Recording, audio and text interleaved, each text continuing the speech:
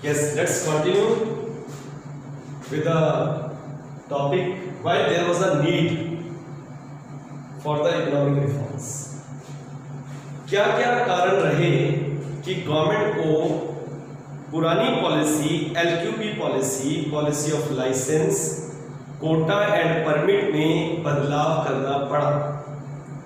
तो हम वही पढ़ने जा रहे हैं कि क्या जरूरत थी अपनी पॉलिसी बदलने की, क्यों बदली गई पॉलिसी। तो सबसे पहला जो इसमें कारण है वो है फिस्कल डेफिसिट। आपने गवर्नमेंट बजट फिर पढ़ लिया है, +1 में भी आपको करवा दिया गया था, अच्छी तरह से आपको दोबारा भी करवा दिया गया है। फिस्कल डेफिसिट क्या होता है? When the total budgeted expenditure exceeds the total budgeted receives excluding borings. हमने पढ़ा है, इसका मतलब फिस्कल डेफिसिट का दूसरा नाम क्या है? बोरिंग। वो हमारी बोरिंग रिक्वायरमेंट को बताता है। सर, गवर्नमेंट को उधार लेना पड़ेगा अपने खर्चे को पूरा करने के लिए। तो देखो यहां पर वही क्या है, फिस्कल डेफिसिट क्या है? It is the difference between the government revenue and expenditure. Short में बता दिया मैंने आपको, क्योंकि आपने डिटेल में पहले ये पढ़ लिया। Total budgeted expenditure of the government minus total budgeted received excluding boring. It is financed, कहां से आएगा? पूरा कहां से होगा? By raising the loans, boring requirement. अब खास बात क्या है, 91 से पहले fiscal deficit increased too much. बहुत ज्यादा हमारा फिस्कल डेफिसिट बढ़ता चला जा रहा था और इकोनॉमी कर्ज के जाल में फंस गई, डेट ट्रैप। 91 के अंदर अमाउंट ऑफ इंटरेस्ट लायबिलिटी जो हमें ब्याज देना था सिर्फ, it rose to 36% of the GDP. Look here, पिछला लिए हुए लोन का जो इंटरेस्ट था वो ही हमारे लिए एक बहुत बड़ा चैलेंज बन गया। This was one of the biggest problem. तो ये पहला कारण था कि सरकार को अपनी नीति में, अपनी पॉलिसी में बदलाव करना पड़ा। Second, adverse balance of payment. आपने बैलेंस ऑफ पेमेंट चैप्टर भी पढ़ लिया। It is balance of payment क्या होता है? It is a record of the transactions takes place between two countries and it is a bigger concept, it is a broader concept compared to balance of trade. In balance of trade only we take the export and import of goods और merchandise, but here we include both visibles as well as invisibles. तो balance of payment क्या हो गया? Adverse, नुकसान हो गया।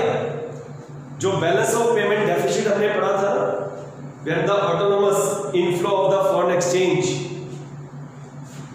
Is less than the autonomous outflow, there is a balance of payment deficit. आपने पूरा टॉपिक पढ़ा है। तो यहां क्या हुआ? Before 1991 the balance of payment deficit increase from 2214 crore से बढ़कर 17,367 करोड़ हो गया। करीब करीब 8 गुना, 9 गुना बढ़ गया, 8 to 9 times. It was a big setback. ये एक सेकंड कारण था। Third, fall in the forex reserves. ये फॉरेक्स मतलब क्या है? Foreign exchange. आपको पता है फॉरेन एक्सचेंज हमारे लिए, हमारे कंट्री के लिए एक लाइफलाइन है। हमें कोई भी डीलिंग बाहर करनी है तो आरबीआई उन रिजर्व्स को मेंटेन रखता है। हमें किसी को डॉलर की जरूरत है, यूरो की जरूरत है, दिनार की जरूरत है, तो वो हमारे पड़े हैं रिजर्व बैंक के पास, वही अब सबको सप्लाई करता है। वो कस्टोडियन है, आपने पढ़ा है functions of the bank, custodian of the reserves of international currency. Foreign reserves का वो केयर टेकर है। तो reserves of the foreign assets like foreign currency, securities etcetera, they were used to meet the consumption requirement. अपने देश के अंदर ही consumption के लिए यूज हो रही थी, डेवलपमेंट प्रोजेक्ट्स के लिए यूज हो रहा था। लेकिन याद करो हमारी पीएसयू तो बड़ी पुअर कंडीशन में थी। बेटे पीएसयू जो थी, पब्लिक सेक्टर अंडरटेकिंग, वहां तो काम करने वाले सुस्त, उनको काम से कोई मतलब नहीं था, अपने आराम का ख्याल था। तो अब सोचो जब ऐसा होगा तो नुकसान तो कंट्री को होगा। देखो यहां पर वही हुआ। It declined to a level, इतना ज्यादा गिर गए that it was not adequate to finance the imports for more than 2 weeks. 2 हफ्ते का इंपोर्ट सिर्फ हम कर सकते थे, तो मजबूरी में हमें अपनी पॉलिसी बदलनी पड़ी क्योंकि हमारे रिजर्व तो खाली हो गए। It reduce to merely 6000 crore from 8200 crore in 1980-81। 10 years के अंदर 2200 करोड़ गिर गए, बढ़ने की तो बात ही खत्म। ये तीसरा कारण था इकोनॉमिक रिफॉर्म्स का। अब बात करते हैं फोर्थ, इन्फ्लेशन।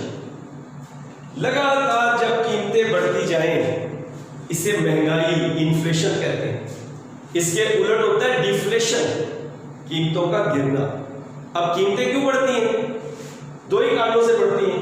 जब सप्लाई तो होना लेकिन डिमांड बढ़े। अब उस समय सरकार के पास पैसा नहीं था, सरकार को अपना बोरो करना पड़ा, तो बोरो किससे किया? आरबीआई से।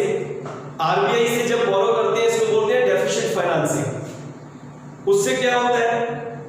आरबीआई नए नोट प्रिंट करके मार्केट में भेज देता है। अब करेंसी तो आ गई मार्केट में, सप्लाई तो आ गई, लेकिन उतनी पीछे जो है किसकी सप्लाई? Money supply. लेकिन उतनी डिमांड, जितनी मनी सप्लाई होगी डिमांड क्रिएट होगी, लेकिन उतनी गुड्स प्रोड्यूस नहीं हुई। तो जब एग्रीगेट डिमांड एग्रीगेट सप्लाई से ज्यादा हो जाएगी तो क्या होगा? कीमतें बढ़ने लग जाएंगी। देखो यही कह रहे हैं, consistent increase in the price level due to shortage of aggregate supply. It was due to deficit financing, that is borrowing by the government from RBI, और जो rate of inflation था it was 16.7% in 1990-91। ये एक चौथा कारण था इन बदलाव को करने का। Next is poor performance of PSUs. ये तो हम पहले भी पढ़ चुके हैं। पीएसयूज का मतलब government undertakings, public sector undertakings. काम करते नहीं थे, काम की तरफ ध्यान नहीं था, तो अल्टीमेटली क्या होगा? लॉस होगा। तो यहां पर भी यही हुआ, क्योंकि परफॉर्मेंस पुअर थी, करप्शन बहुत ज्यादा थी, शर्क वर्कर थे, सरकारी माल समझ के हड़प गए और सरकार को भी लॉस हो गया और देश को भी लॉस हो गया। तो ये सबसे बड़ा कारण था। देन इनएफिशिएंट मैनेजमेंट, ये भी बहुत बड़ी चीज है। आपको पता है घर के अंदर भी अगर मैनेजमेंट बढ़िया नहीं होगी ना बेटे, आपके पेरेंट्स की, तो वो घर बिगड़ जाएगा। मैनेज का मतलब क्या होता है? किसी चीज को देख रेख करना, तरीके से उसको मैनेज करना। कहते हैं to attain is very easy but to maintain is very difficult. तो अब यहां पर वही हुआ कि inefficient management of the Indian economies in 80, government expenditure was constantly greater than the revenue। खर्चा बढ़ता जा रहा है।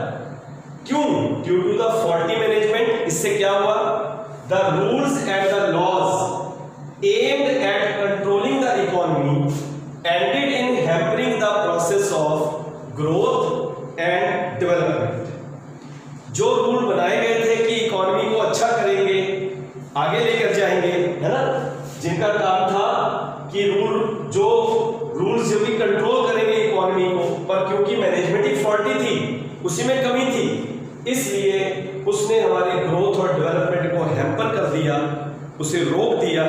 और इन्हीं कारणों से, ये जो 6 कारण हमने लिखे हैं, इन्हीं कारणों से हमारी जो पुरानी पॉलिसी 91 से पहले पॉलिसी ऑफ लाइसेंस, कोटा और परमिट को बदलने की जरूरत पड़ी और नई पॉलिसी जिसको हम बोलते हैं न्यू इकोनॉमिक पॉलिसी या इकोनॉमिक रिफॉर्म्स, वो किए गए और जिनको हमने नाम दिया policy of liberalisation, privatisation and globalisation.